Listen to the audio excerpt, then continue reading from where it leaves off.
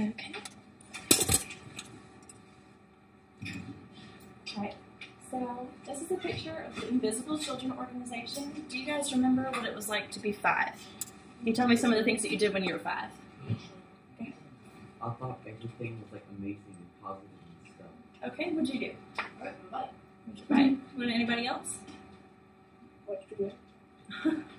Okay, well, you kind of had the same routine every day, right? You got up, you went to school, you saw your parents, you ate a couple meals, you played with your friends, probably did more of that than anything.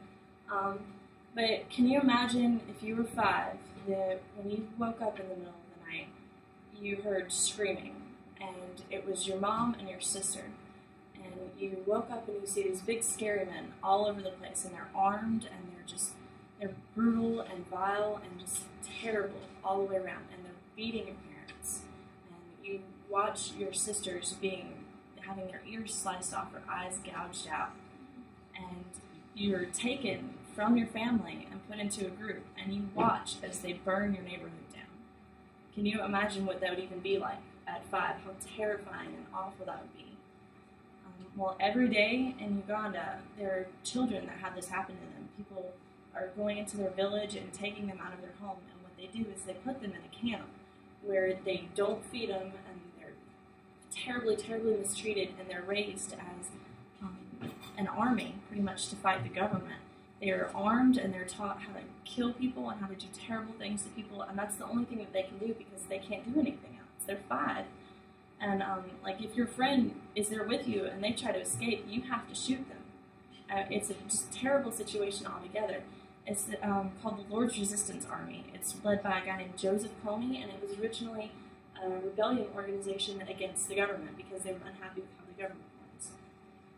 Now, can you just imagine how horrifying that would be?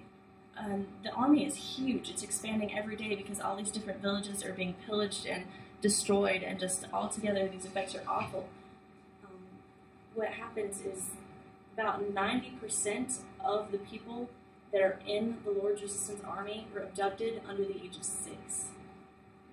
And it's hard for us to imagine growing up in such a safe environment in the United States all the time. Just my friend Anyeka Nochis, and you probably know her, her family's from Nigeria, and I asked her about what she thought about it, and she said that it's just terrifying for the people there. They don't know when it's going to happen, or who's going to be next, or if they're even going to be survivors. I mean, these kids don't know if their families even lived after they were taken away.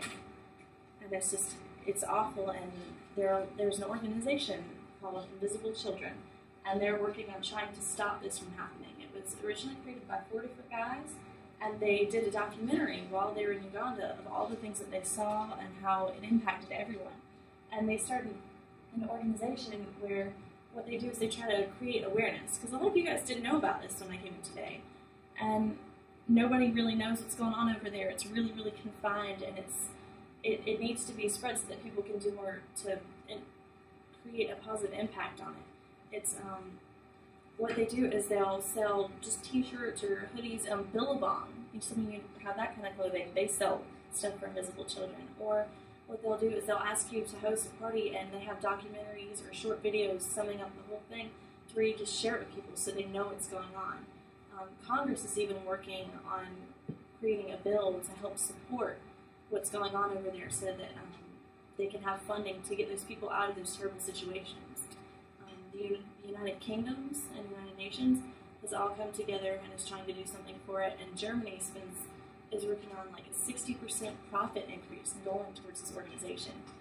And 50% of the programming budget is focused on creating awareness, and the other 50% is trying to relocate families into better areas, or trying to create awareness of what's going on. What they do is they actually have a radio type system, and they set it up so that families that haven't been, or neighborhoods or villages that haven't been messed with yet, know where the Lord's Resistance Army is so that they can avoid it. And it's really important to all these people. And there's also, there are fundings so that you can help, and the people that have already had their homes and their families stripped from them, that you can help them and help them recover from it, and put them in an education field where they can do more there.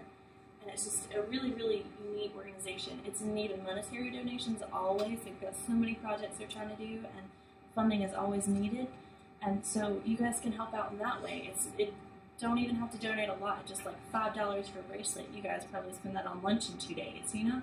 It's just, they could really use a lot of help. And one of the things that I thought kind of sounded silly, but it's from a book that I read, it's by Dr. Seuss, it's called The Lorax. He said, unless someone like you cares a whole awful lot, nothing is going to get better. It's not. And I think that unless we do something to try and better the situation, nothing is going to get better. So thank you for your time.